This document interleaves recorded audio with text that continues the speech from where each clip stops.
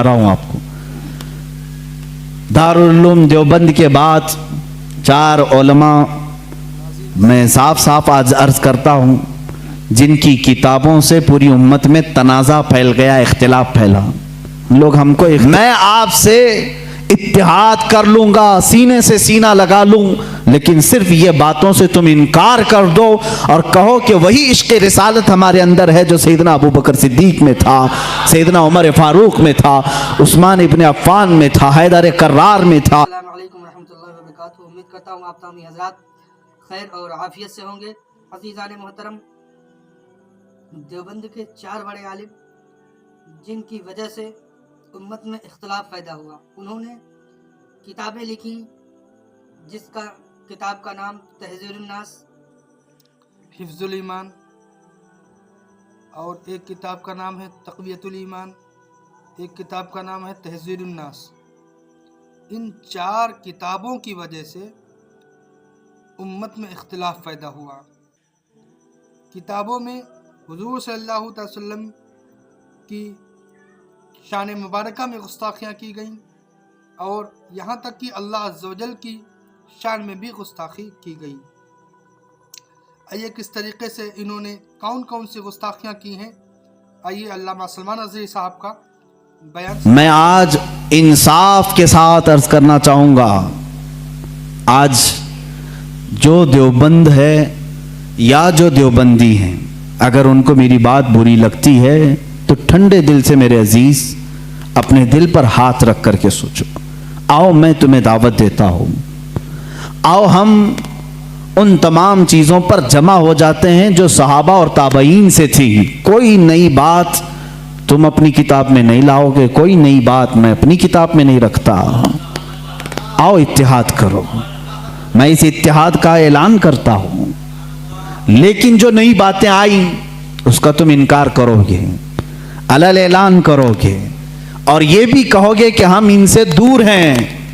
ہوا یہ کہ اعلیٰ حضرت رضی اللہ تعالیٰ عنہ کے زمانے سے تھوڑے سے پہلے کی حالات میں بتا رہا ہوں آپ کو۔ دارالعلوم دیوبند کے بعد 4 علماء میں صاف صاف آج عرض کرتا ہوں جن کی کتابوں سے پوری امت میں تنازع پھیل گیا، اختلاف پھیلا۔ لوگ ہم کو اختلاف کا فتویٰ دیتے ہیں، اگر نہ یہ کتابیں آتی نہ یہ کوئی فتوے آتے۔ کتابیں لکھی گئی، کتابوں میں اچھی باتیں تھی، حضور صلی اللہ علیہ وسلم کی سیرت پر بھی کچھ کتابیں لکھی گئی، اللہ کی شان میں لکھی گئی، بہت ساری باتیں اچھی تھیں، لیکن بیچ میں چل کر کچھ عبارتیں ایسی کہ لڑکھڑا گئی، اور وہ اتنی لڑکھڑا گئی کہ عام مسلمان بھی اسے بولنا پسند نہیں کرے گا۔ براہین قاطعہ کتاب کا نام بول رہا ہوں، تقویت الایمان کتاب کا نام ہے، تہذیب الناس کتاب کا نام ہے، حفظ الایمان کتاب کا نام ہے۔ یہ وہ کتابیں جو آج چھپی نہیں ہیں، مارکیٹ میں چھپی ہیں، ابھی بھی موجود ہیں، ابھی بھی موجود ہیں۔ انہی کتابوں کی عبارات کی وجہ سے ہی تو یہ تنازع پھیلا پورے امت میں، اختلافات۔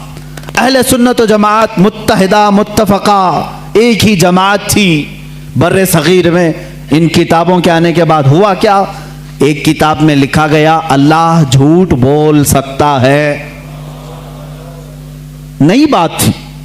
اس بات پر آج تک امت نے کبھی کسی بھی شیخ، کسی بھی بزرگ سلف صالحین سے مجھے عبارت لا کر کے دکھاؤ اس سے پہلے کوئی بات ہوئی تھی۔ پھر ایک کتاب میں عقیدہ توحید کو بیان کرتے ہوئے مولوی اسماعیل دہلوی صاحب نے یہ تک لکھ دیا، حضور صلی اللہ تعالیٰ علیہ وسلم کا خیال نماز میں آنا گدھے اور بیل کے خیال سے بدتر ہے۔ یہ نئی بات تھی کہ نہیں تھی؟ اور جا کر کے کراس ویریفیکیشن کر لینا، اگر میں جھوٹ بولوں تو میرا جبہ پکڑ لینا، اور جو سزا دے سکتے ہو دو۔ میں یہ لفاظی نہیں کر رہا ہوں اور نہ پھکائی کر رہا ہوں، یہ جملے آج کتاب میں موجود ہیں۔ تقویت الایمان میں حفظ الایمان کتاب آئی، اس میں مولوی اشرف علی صاحب نے حضور صلی اللہ تعالیٰ علیہ وسلم کے علم غیب پر بحث کرتے کرتے یہ کہہ دیا، حضور کے علم غیب کی کیا تخصیص، کیا تقسیم، یعنی ان کی کیا خصوصیت ہے؟ اتنا علم غیب تو زید کو، پاگلوں کو، بچوں کو، بلکہ جانوروں کو بھی حاصل ہے۔ شیطان کا علم غیب تو قرآن سے ثابت ہے، انہوں نے کہا شیطان کا علم غیب قرآن سے ثابت ہے، حضور صلی اللہ علیہ وسلم کے علم غیب کی کیا خصوصیت ہے؟ یعنی برابر ہو گئے، شیطان کو جتنا علم ہے اتنا ہی محمد صلی اللہ علیہ وسلم کو ہے۔ میرے عزیزو، کیا یہ باتیں دل پر نہیں لگتی مسلمانوں کے؟ یہ عبارتیں آئی، کتابوں میں لکھی گئی، اور بڑا فتنہ یہاں سے بھی ہوا مولوی قاسم نانوتوی صاحب کی کتاب سے، کہ انہوں نے یہ بھی لکھا کہ بالفرض بعد زمانے نبی کے اگر کوئی دوسرا نبی پیدا ہو گیا تو حضور کے خاتم النبیین ہونے میں کوئی فرق نہیں آئے گا، یعنی کوئی دوسرا نبی پیدا ہو سکتا ہے اگر ہو گیا، اگر مگر کی بات ہی چھوڑو، جب حضور نے 1400 سال پہلے کہہ دیا، فرما دیا کہ میرے بعد کوئی نبی نہیں ہو سکتا تو نہیں ہوگا۔ آپ کتاب میں یہ نئی بات لکھنے کی کیوں ضرورت پیش کی؟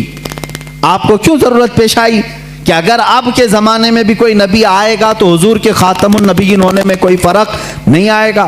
تو آپ کی اس بات سے پتہ نہیں کتنے محلوں میں کہاں کوئی نبی ہونے کا اعلان کر دے گا۔ عزیزان گرامی وقار، یہ کتابیں پورا کا پورا ہندوستان ایک کھلبلی مچا چکی تھی، کوہرام بپا تھا، تنازعات میں گھر گئے۔ قادیانی اپنے نبی ہونے کا اعلان کر رہا ہے، ادھر ایک نیچری فرقہ ہے علی گڑھ سے جو قرآن کے معجزات کا انکار، حسیات کو صرف ماننے والا، نیچر کو صرف ماننے والا اور مغیبات کو نہیں تسلیم کرنے والا، اور ایک طرف عظمت رسالت صلی اللہ تعالی علیہ وسلم پر، رسول کریم صلی اللہ تعالی علیہ وسلم کے متعلق یہ سارے جملے آ رہے ہیں۔